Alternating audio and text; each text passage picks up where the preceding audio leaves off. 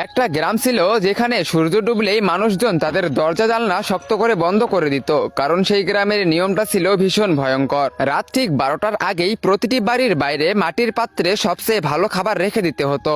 গ্রামের লোকেরা বলতো, যদি কেউ খাবার না রাখে তাহলে পরের দিন সকালে সেই বাড়ির কোনো একজন সদস্য মৃত অবস্থায় পাওয়া যায় এবং তার শরীরটা একেবারে ফাঁকা হয়ে যায়, এবং এই ভয়ে প্রতিটি বাড়ির বাইরে খাবার রেখে দিত। সেই গ্রামেই ঠুংঠুং নামে এক লোক থাকতো।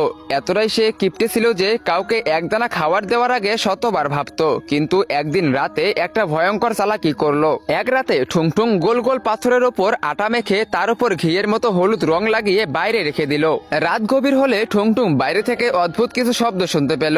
ভয় আর কৌতূহলের মাঝে সে ধীরে ধীরে উঠে জানালার কাছে গিয়ে বাইরে তাকালো। সে দেখলো একটা ছায়া ঝুঁকে বসে সেই খাবার চিবাচ্ছে। দৃশ্যটা দেখে তার গলা শুকিয়ে গেল। ঠুংঠুং এটা দেখে অনেক বেশি ভয় পেয়েছিল, কিন্তু হঠাৎ সেই ছায়াটা মুখ তুলে তাকালো। সে ছিল এক ভয়ঙ্কর মহিলা। তার মুখ ছিল পুরো সাদা আর তার চোখ সোজা ঠুংঠুংয়ের দিকে তাকিয়েছিল। পরের মুহূর্তেই সে এক ঝটকায় ঠুংঠুংয়ের সামনে এসে দাঁড়ালো। এই দৃশ্য দেখে ঠুংঠুং অনেক বেশি ভয় পেয়ে গেল এবং অজ্ঞান হয়ে মাটিতেই পড়ে গেল।